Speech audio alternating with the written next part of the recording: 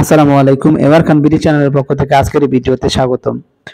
আজ 12 ডিসেম্বর 2024 আজকের market update নিয়ে আপনাদের সাথে কথা বলবো আমি। আজও অত্যন্ত দুঃখের সাথে বলতে হয় যে আজও মার্কেটের সূচকের পতন হয়েছে। আজ বাজার পর্যালোচনায় দেখা যায় আজ বৃহস্পতিবার ডিসি প্রধান বা এক সূচক 19 পয়েন্টের মতো হ্রাস পেয়ে অবস্থান করছে 5105 পয়েন্টে। অপরদিকে আমরা যদি ডিসি 30 সূচক দেখি সেক্ষেত্রে দেখা যাবে যে ডিসি 30 সূচক আজ 7 পয়েন্ট হ্রাস পেয়ে অবস্থান করছে 1881 পয়েন্টে। আমরা যদি ডিসি সরিয়ে সূচক দেখি সেক্ষেত্রে দেখা যাবে যে ডিসি সরিয়ে সূচক আজ 2 পয়েন্টের মতো হ্রাস পেয়ে অবস্থান করছে 1140 পয়েন্টে। আজ ডিসিতে 351 কোটি 59 লাখ টাকার শেয়ার ইউনিট লেনদেন হয়েছে, যা আগের কর্মদিবসে লেনদেন ছিল 304 কোটি 23 লাখ টাকা। আজ ডিসিতে লেনদেন হওয়া 394টি প্রতিষ্ঠানের শেয়ার ইউনিট লেনদেন হয়েছে, এবং দাম বেড়েছে 105টির, দাম কমেছে 199টির, এবং দাম অপরিবর্তিত ছিল 91টি কোম্পানির। তো যাই হোক, মার্কেট প্রতিনিয়তই পতনের ভিতর দিয়ে যাচ্ছে। আজও 3টি সূচকে মূলত সূচকের পতন হয়েছে, যা খুবই দুঃখ এবং হতাশা ছাড়া কিছুই নয়। এখন আমরা যদি আজকের মার্কেট ইন্ডেক্স মুভার দেখি সেক্ষেত্রে দেখা যাবে যে মার্কেট প্লাস বা সূচক বৃদ্ধি যাদের অবদান রয়েছে তারা কারা, তারা হলো Orion Infusion, Khan brothers, Orion pharma, EBL, GP, mercantile bank, BSRM limited, Midland bank, AOL এবং ব্র্যাক ব্যাংক। তো সেক্ষেত্রে দেখা যাচ্ছে যে ওরিয়ন ফিউশন ও খান ব্রাদার্স 1 পয়েন্টের মতো, Orion pharma, EBL, GP, mercantile এবং BSRM limited, Midland bank, AOL এবং ব্র্যাক ব্যাংক সবাই 1 পয়েন্টের রকম সূচকের বৃদ্ধি ঘটিয়েছে।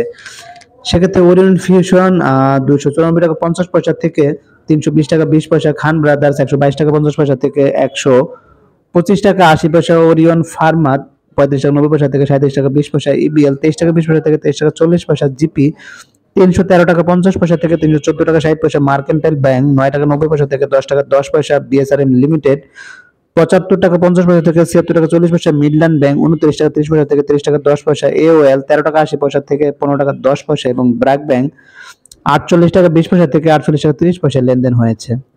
অপরদিকে আমরা যদি আজকের মার্কেট রেগাজ বা সূচক রাশি অবদান ছিল তাদের দেখি, তাদের মধ্যে রয়েছে স্কয়ার ফার্মা, ইসলামী ব্যাংক, বেক্স ফার্মা, ব্যাডবিসি, NBL, beacon pharma, Pubali bank, best holding, UCB এবং এমজেল বিডি। তো সেক্ষেত্রে দেখা যাচ্ছে স্কয়ার ফার্মা একই 5 পয়েন্টের মতো, ইসলামী ব্যাংক 4 পয়েন্টের মতো, বেক্স ফার্মা 2 পয়েন্ট, ব্যাডবিসি, এনবিএল ও বিকন ফার্মা 1 পয়েন্টের মতো এবং বাকি সব 1 পয়েন্টের রকম সূচকের পতন ঘটিয়েছে। সেক্ষেত্রে স্কয়ার ফার্মা 214 টাকা 70 পয়সা থেকে 212 টাকা 40 পয়সা, ইসলামী ব্যাংক 46 টাকা 20 পয়সা থেকে 45 টাকা 60 পয়সা, বেক্স ফার্মা 86 টাকা 40 পয়সা থেকে 84 টাকা 30 পয়সা, ব্যাডবিসি 344 টাকা থেকে 341 টাকা 20 পয়সা, এনবিএল 5 টাকা 40 পয়সা থেকে 5 টাকা 30 পয়সা, বিকন ফার্মা 120 টাকা থেকে 118 টাকা 10 পয়সা, পূবালী ব্যাংক 27 টাকা 70 পয়সা থেকে 27 টাকা 50 পয়সা, বেস্ট হোল্ডিং 18 টাকা 60 পয়সা থেকে 18 টাকা 20 পয়সা এবং ইউসিবি 9 টাকা 30 পয়সা থেকে 9 টাকা 20 পয়সা, এমজেল বিডি 94 টাকা 20 পয়সা থেকে 92 টাকা 70 পয়সা লেনদেন হয়েছে। এখন যদি আমরা আজকের দিনে টপ গেইনার্স বা মূল্যবৃদ্ধিতে কারা ছিল তা দেখি, তাহলে দেখা যাবে আজকে মূল্যবৃদ্ধি শীর্ষে চলে এসেছে emerald oil, Hami, metro spin, AOL, Orion fusion, LR BDL, Amra tech, সাবকো spin, ACML, IBBL mutual fund, Mithun knitting. তো সেক্ষেত্রে দেখা যাচ্ছে যে এমারেল্ড ওয়েল, হামি এবং metro spin, AOL, Orion fusion প্রায় হল্টেড হয়েছে। অপরদিকে এলআর বিডিএল 7% মতো এবং বাকি সবাই 5 থেকে 4% মতো মূল্যের বৃদ্ধি ঘটেছে।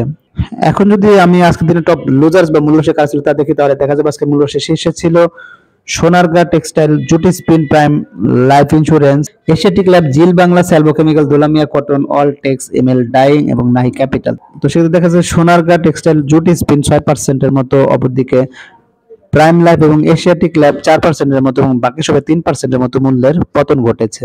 এখন যদি আমি আজকের দিনের লেনদেনের শীর্ষে কারা ছিল তা দেখি, তাহলে দেখা যাবে আজকে লেনদেনের শীর্ষে চলে এসেছে Orion fusion, Saiham cotton, Lovello, dragon sweater, ইন্টাক, Orion pharma, Asiatic lab, Reliance, মেঘনা পেট্রোলিয়াম এবং বেক্স ফার্মা। তো সেক্ষেত্রে দেখা যাচ্ছে যে ওরিয়ন ফিউশন আজ প্রায় 16 কোটি টাকার মতো লেনদেন হয়েছে, সাহেম কটন 10 কোটি টাকার মতো, লাভেলো 8 কোটি, ড্রাগন সোয়েটার 7 কোটি, অপরদিকে ইন্টাক, ওরিয়ন ফার্মা 6 কোটি টাকার মতো এবং বাকি সবাই 5 কোটি টাকার মতো লেনদেন হয়েছে।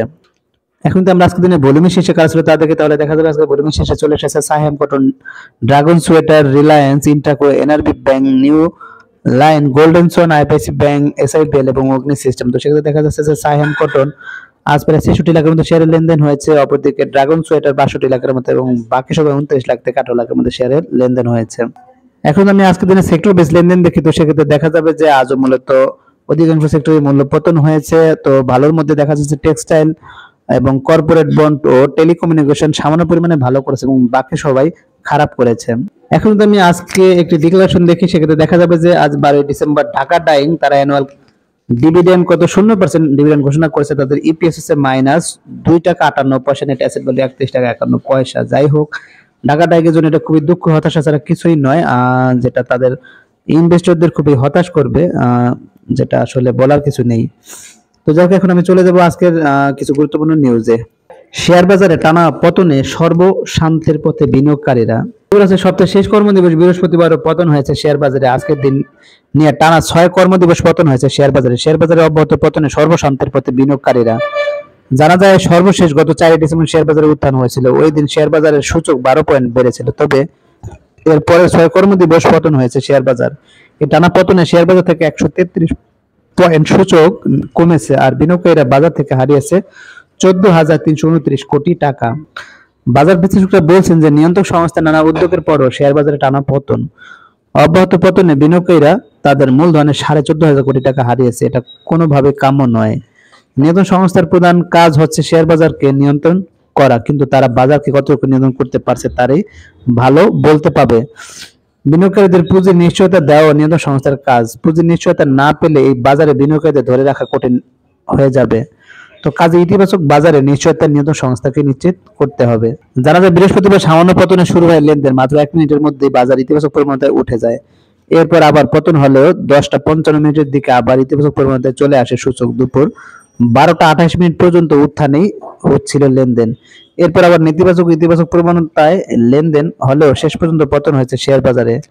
এদিন শেয়ার বাজারে পতন হলেও টাকার পরিমাণ লেনদেনের আগের কর্মদিবস থেকে কিছুটা বেড়েছে, তবে বাজার থেকে বিনিয়োগকারীরা হারিয়েছে 861 কোটি টাকা। তো যাই হোক, এটা নিয়ে বলার কোনো ভাষা নেই যে নিয়ন্ত্রণ সংস্থারা আসলে কি করছেন। তারা যদি বাজারকে সঠিকভাবে নিয়ন্ত্রণ করতে না পারেন, তাহলে বিনিয়োগকারীদের আসলে এই বাজার থেকে বিমুখ হয়ে পড়বে, যেটা মার্কেট বা টোটালি অর্থনীতির জন্য একটি মনে করি অশনি সংকেত ছাড়া কিছুই নয়। তাই আমি মনে করি এখনই তাদের কার্যকরী পদক্ষেপ নেওয়া উচিত, যাতে মার্কেটকে টিকিয়ে রাখা সম্ভব হয়। তো এখন আমি চলে যাবো আবার একটি গুরুত্বপূর্ণ নিউজে। বাবা ঋণ খেলাপি ছেলেরা শেয়ার কারসাজিতে জড়িত। কি বলেছে চট্টগ্রাম চেম্বারের সাবেক সভাপতি ও ঋণ খেলাপি ব্যবসায়ী মুরাদ ইব্রাহিম এবং জাতীয় পার্টির সংরক্ষিত আসনের সাবেক মহিলা এমপি মেহজাবিন মোর্শেদের বড় ছেলে সামির ইস্কান্দর, তিনি জীবন বীমা খাতের কোম্পানি প্রোডাক্টিভ ইসলামিক লাইফ ইন্স্যুরেন্সের চেয়ারম্যান।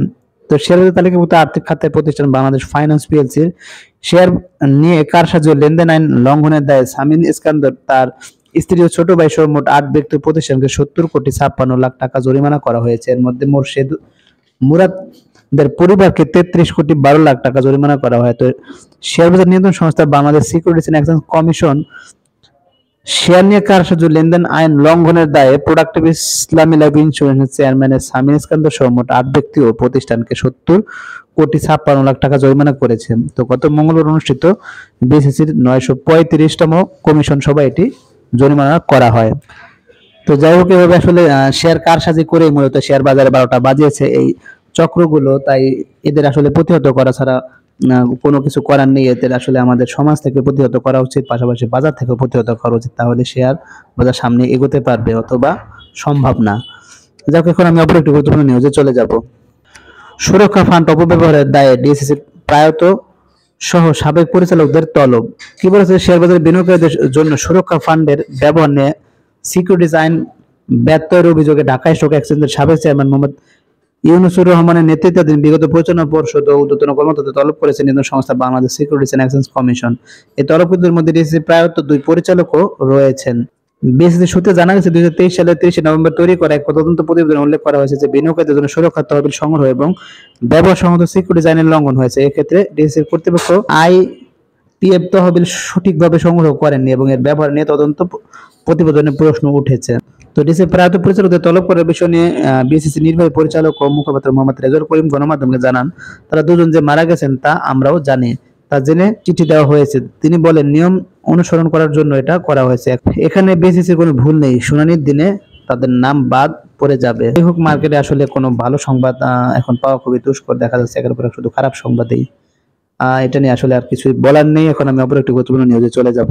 ব্লকে 8 কোম্পানির বড় লেনদেন। বৃহস্পতিবার ঢাকা স্টক এক্সচেঞ্জের ব্লক মার্কেটে 28টি প্রতিষ্ঠান লেনদেনে অংশ নিয়েছে। এসব প্রতিষ্ঠানের মোট 77,32,03,000 টাকা শেয়ার লেনদেন হয়েছে। এর মধ্যে সবচেয়ে বেশি লেনদেন হতে দেখা গেছে 8 প্রতিষ্ঠানের শেয়ার। তো এরা কারা? এরা হলো Orient fusion, fine foods, level ice cream, premier Bank BCSR reliance on the first scheme Reliance Mutual Fund Alif Industries 1 milli laboratories limited. আজ এই 8 প্রতিষ্ঠানের মোট শেয়ার লেনদেন হয়েছে 74,73 লাখ টাকারও বেশি। যাই হোক, আপনারা এই কোম্পানিগুলো সম্পর্কে খোঁজ খবর রাখতে পারেন, প্রয়োজনে বিনিয়োগ করতে পারেন। তবে যে কোনো বিনিয়োগ করার পূর্বে শেয়ার বাজার অত্যন্ত ঝুঁকিপূর্ণ, সেটা বিবেচনা করে বিনিয়োগ করতে হবে।